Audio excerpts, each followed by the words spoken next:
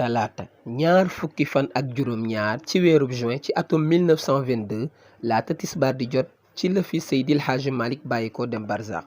benn bésu talaata ci mois de juin ci 1h30 mooy talaatay Tiwaawan.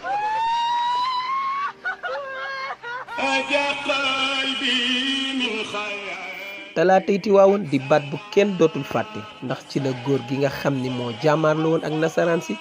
ak ceddo gi ci xam-xam ak xel mu sell góor gi fi jëlee réer ak njaamu xërëm bàyyeekoo wuy ji boromam. Sénégal nekk ci tiis askan wi yëpp sa ngéem ndax ñàkk nañu ku ñu dootul am ba ilaa yawmi diin. laata muy dëddu nag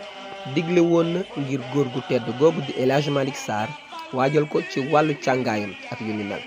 waaye dafa fekkoon El Hadji Malick Sarr sori woon Tiwaawan bi ñu ko xamalee loolu nag ci la ni kon bu fi bàyyeekoo naka mbokkam gu sell googu te di gorom itam di góor gi Abdou Fati Niang ak góor gi Marlo waajal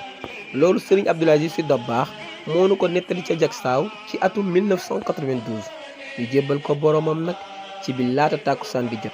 Mamor Khoudia Sy moo ko jullee ci ndégul Serigne Babacar Sy ak Thierno Seydou Nourou Tall. Seydi Hadji Malick Sy nag dëddu ginnaaw bi mu matalee liggéey bi ko yàlla subhaanahu wa taala dénkoon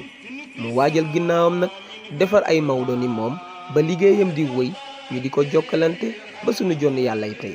yàlla nañu yàlla fayal Cheikh Seydil Hadji Malick Sy radiyallahu taala anhu nandal ñu ci ay leeram te tënkuñu ci yoon bi mu rëdd te muy jaamu yàlla ak bëgg yonent bi sallallahu alayhi wa sallam te di ko roy.